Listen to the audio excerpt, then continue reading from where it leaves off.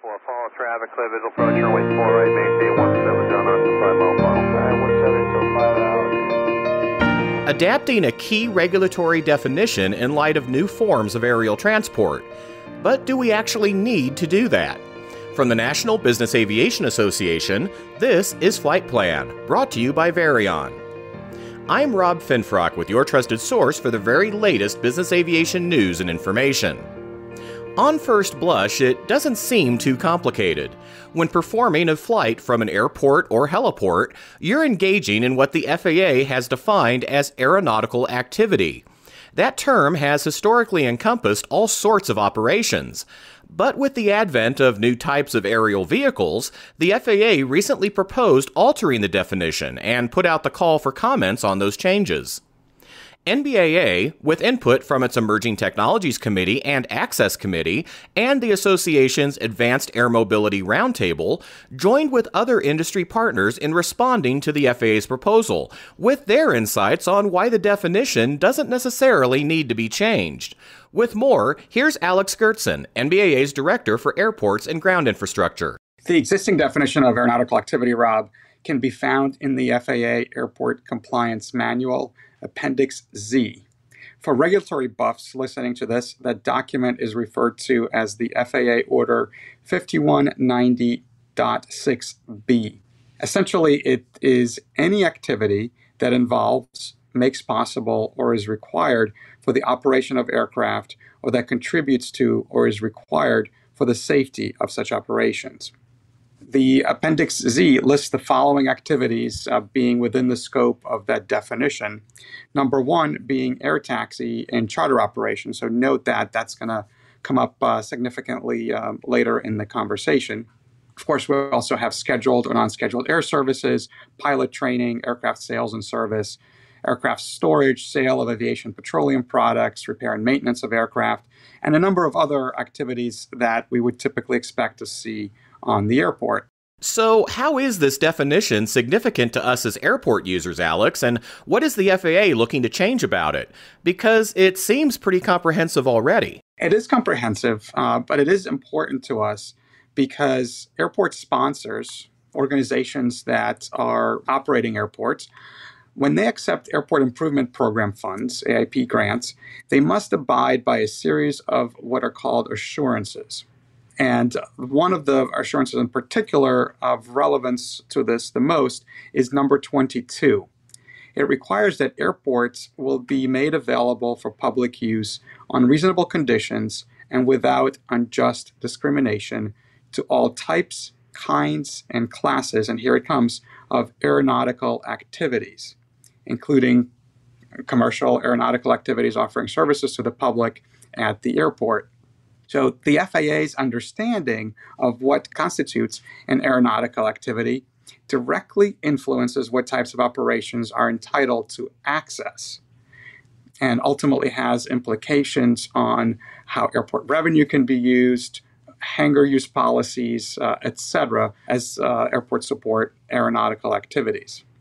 So being included as an aeronautical activity has been an important aspect for aviation users, especially when we fight for access to an airport, heliport, or vertiport.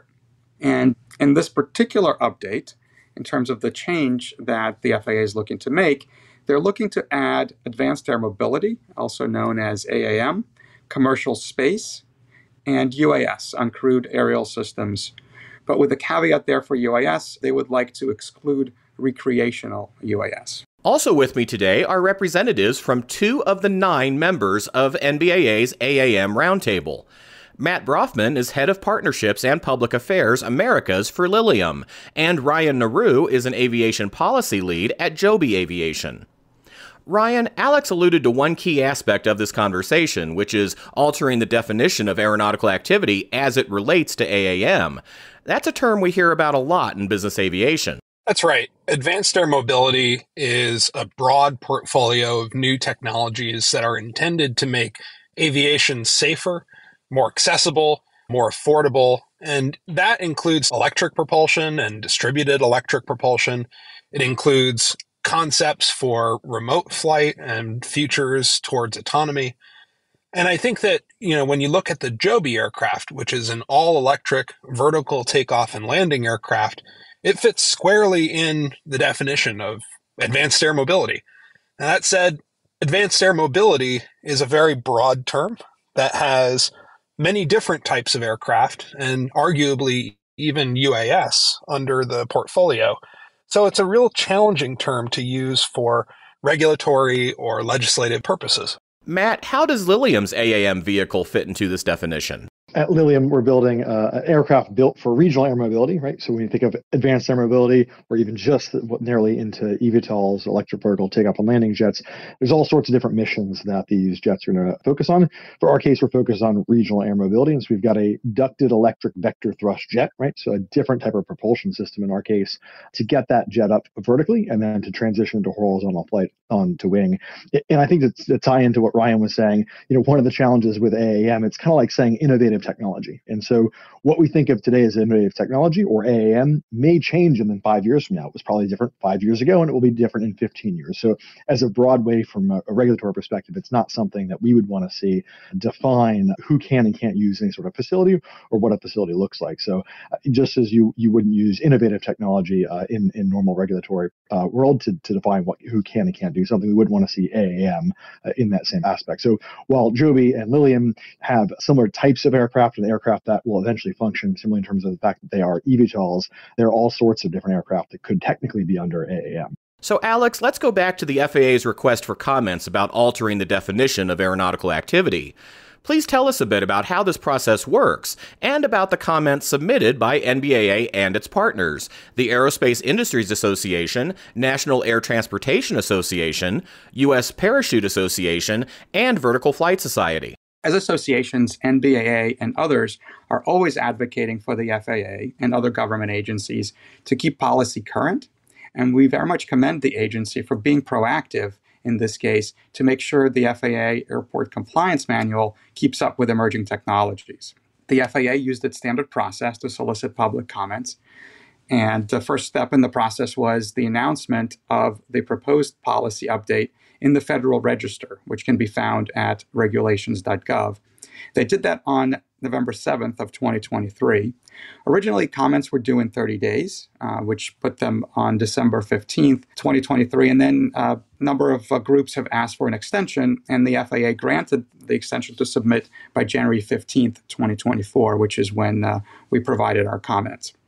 Again, it's a public process, and all the comments are visible on regulations.gov.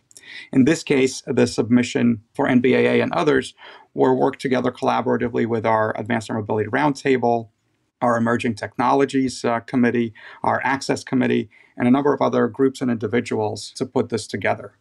It was a very thought-out process, and we're proud of the input that we submitted publicly to the FAA. More in a moment after this word from our sponsor. Take your aviation operations to new heights. Introducing Varion, formerly known as ATP, your ultimate partner in achieving maximum aircraft uptime.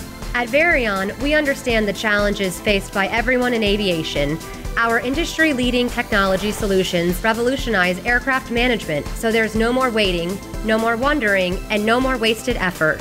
Get real-time visibility of your maintenance, inventory, operations, and regulatory data right at your fingertips with an easy-to-use system, backed by a team of experts with deep aviation knowledge offering 24/7, 365 support. After 50 years in the business, we have built a growing reputation for getting our customers more aircraft uptime. That's why thousands of aircraft operators worldwide have already discovered the power of Varion. Say goodbye to downtime and hello to increased efficiency and profitability. Visit Varion.com to learn more. Varion, let's get you more uptime. We're back now with Alex Gertsen, Matt Brofman, and Ryan Nareau, and our discussion about the FAA's proposed alteration of the definition of aeronautical activities. And to the point Alex just made, it sounds like both Joby and Lilium's AAM entries meet the FAA's definition already. So Ryan, what feedback did the AAM Roundtable provide in the comment period? When you look at the current definition of aeronautical activity, it doesn't discriminate against aircraft type, be it the type of power plant or fuel being used. It doesn't differentiate based on the innovative nature of the aircraft or the operation. And in fact, all of the types of operations Joby intends to complete one day already fall within the existing definition. Because advanced air mobility is such a broad term, and because it is such a challenge to use today for regulatory and legislative activities, we advised the FAA to actually not use this term in their proposed revised definition. Matt, as you noted earlier, Lilium plans to conduct regional operations much like many current aircraft are already performing. The only real difference lies in how your aircraft will operate. Yeah, as with any airport, you're going to have all sorts of different kinds of aircraft taking off and landing from the airport. What they do and why they're taking off or landing is going to vary greatly, right? So in the traditional world, we've got, Part 91, Part 91K, 135, and 121. And obviously those rules for each of those operations exist because those operations look different. And then we have different types of aircraft. So in our case, and even for Joby and for others, we may launch with one mission profile or one type of mission, but the reality is AAM aircraft or eVTOLs are going to be used for all sorts of different types of missions. So for us, we're launching on day one with Part 91, so private customers buying our aircraft and flying them privately. But we'll very quickly scale into what we call our shuttle operations, which will be Part 135 operations, where people will be able to buy a ticket on them and go places. But we'll also see corporations use these for their aircraft. We'll see people use them privately, and we'll see some other industrial uses, including some medical uses as well. And so there'll be all sorts of different kinds of uses for AAM aircraft. And that's part of why we think it really already fits under the definitions that exist under aeronautical activity. And we're fully supportive of highlighting to make clarity that it is under the existing aeronautical activity, but we certainly don't need to be pulled aside. Ryan, another aspect that sticks out to me is that AAM is not presently defined in most other parts of the federal aviation regulations. So why define it here? That's right, Rob. When you look at the existing definitions in 14 CFR, advanced air mobility is not a term that's used by the FAA. And I think that is the principal reason why we developed our comments in this way. We don't think it's necessary for AAM to be defined because it falls under the existing terms already used in 14 CFR. Alex, it's also worth pointing out that NBAA called out the FAA for proposing recreational uncrewed aircraft systems, or UAS, as a separate category. Why was that? The addition of recreational UAS is unprecedented. FAA has not differentiated between recreational and non-recreational uses in the past. The FAA policy, as well as past underlying statutes, have long required that all types of aeronautical activities be provided access to obligated airports. And here we're concerned on a number of items. One, this puts an undue burden on airport sponsors and others involved in determining whether an activity is recreational in its nature or not. Of course, it also creates a slippery slope to potentially justify the ban of existing recreational activity uses of airports beyond UAS, and appears to exceed the FAA's authority by depriving statutory authorized flight activities from FAA protection. Recreational general aviation is at the core of the U.S. aviation system and has had the opportunity to flourish here like no other place on the globe, largely due to the FAA embracing its importance. So the current path for flight training and other disciplines, as we all know, into commercial aviation is through recreational general aviation. So even if unintended, the proposed definition and the carve-out of recreational UAS suggests that the FAA does not appreciate and will not defend the value and necessity of recreational general aviation overall. So this is obviously a concern to us. Definitely. What about the FAA's proposed addition of another emerging sector, commercial space operations? Those are a pretty big deal at many airports around the country. Thanks for bringing that one up too, Rob. At this time, NBAA and other groups that we commented with elected not to offer formal feedback on that item. We do not object to that change. Ultimately, to your point, we have a number of airports that are welcoming commercial space in a variety of forms, whether it's manufacturing or some type of flight testing. Ultimately, we did not offer any specific comments on that in the formal submission that we provided. Understood. So, Matt, what are some takeaways that we hope the FAA considers from the industry's comments on this issue to maintain the current definition of aeronautical activity? First and foremost, I think the great part is we agree with where the FAA got. We all think that advanced air mobility and the type of operations that we're going to do at Joby, at Lilium, and at some of the other companies all are aeronautical activities. So we agree on that. I think where we kind of would like to see a different approach on how we get there, right? Which is to just assume that because we're going to be engaging in an aircraft taking off and landing for commercial purposes or for whatever purposes, and that aircraft is certified, it would already be considered an aeronautical activity.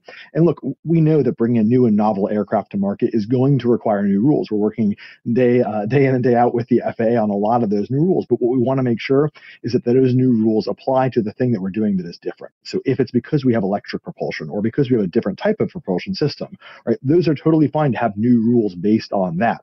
But at the end of the day, the operations that we're going to be doing from an airport won't look any different than the operations that any other aircraft or any other operator operating an aircraft would be doing from the airport. And so we think, let's get to the same point, but let's just get there a little bit differently. Ryan, as we've noted in this conversation, there are many aspects of AAM and UAS that represent new ways of thinking. We aren't used to seeing these types of vehicles around our local airport. But again, it's important to note these activities aren't fundamentally different from what airports are already set up to handle. That's right. Today, our aircraft operates flight test activities sometimes 3 times a day from a public use airport in the Monterey Bay of California. These are very typical operations. The aircraft might look a little different. The fuel source might be novel. But in the end, this very nuanced thing, which is the definition of aeronautical activity, and the introduction potentially of this new term in regulatory parlance is what we think requires just a second look. I think as we consider this issue, it's not just about the definition that's being proposed. It's also about making sure that airport managers across the country know that they can use their existing processes to allow for entry into service of these new and novel aircraft, particularly as we look at commercial operations. Reminding folks that we are looking at using traditional regulations, Part 135 air taxi service, as some operational models. Exactly as Matt and Ryan said, while we do not support the new inclusion of AAM or UAS in the definition of aeronautical activities, we greatly appreciate the FAA being proactive in looking at making these potential changes and the opportunity for the public to comment and provide input. Ultimately, this is a great example of the collaborative public process at work. The FAA will now take some time to review all the comments and determine what actions they wish to take, and we hope that they take our input into consideration. And again, very much appreciate the collaborative effort here with our Advanced Air Mobility Roundtable, the FAA, and the other groups and associations that we worked with. Alex, I also think it's worth noting again the significance of the FAA taking these new aircraft types seriously and looking at the various ways that regulations may or may not need to be adjusted to reflect their operation. That's pretty encouraging in and of itself, right? Absolutely. It's a valuable exercise to do and for the agency to solicit input from private industry in addition to validate what itself is thinking the changes might be needed. In addition to Joby and Lilium, the other members of NBAA's AAM Roundtable are Archer, Beta Technologies, Hillwood Aviation, Overair, Textron eAviation, Supernal, and Whisk. You can learn more about this issue from NBAA's recent article, NBAA Association Partners Voice Concerns with Aeronautical Activity Definition, available at nbaa.org/flightplan/definition. That article also includes a link to the FAA's proposed changes and the industry's comments on the regulations.gov website. And that's the latest from the National Business Aviation Association. Remember, you can subscribe to all Flight Plan episodes at Apple Podcasts, Google Podcasts, and Spotify, or wherever you find your favorite podcasts, including by asking your virtual assistant or connected device. Of course, you can also download Flight Plan directly from nbaa.org. I'm Rob Finfrock. Thanks for listening, and join us next time for a new episode of Flight Plan. Right base, sending out a 3500. We got him inside. We're still in effect 170,